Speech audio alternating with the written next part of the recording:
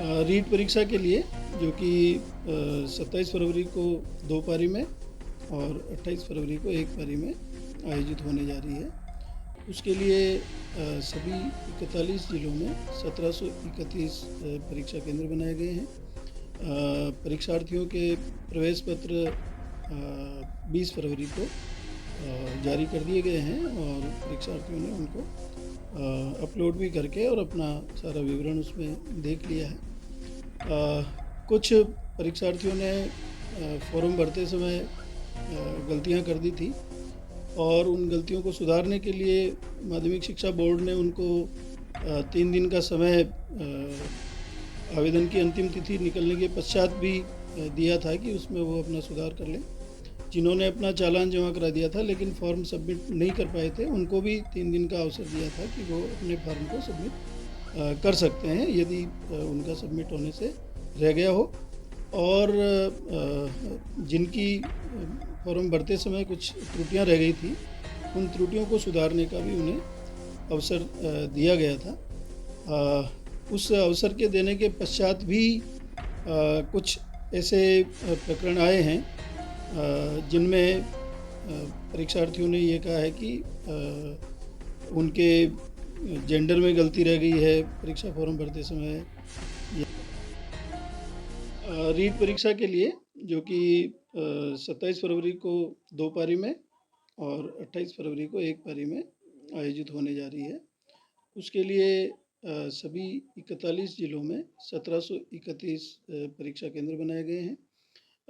परीक्षार्थियों के प्रवेश पत्र 20 फरवरी को जारी कर दिए गए हैं और परीक्षार्थियों ने उनको अपलोड भी करके और अपना सारा विवरण उसमें देख लिया है।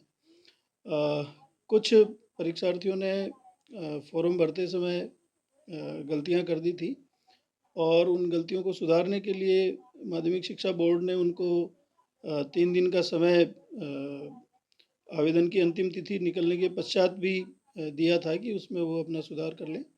जिन्होंने अपना चालान जमा करा दिया था लेकिन फॉर्म सबमिट नहीं कर पाए थे, उनको भी 3 दिन का अवसर दिया था कि वो अपने फॉर्म को सबमिट कर सकते हैं यदि उनका सबमिट होने से रह गया हो।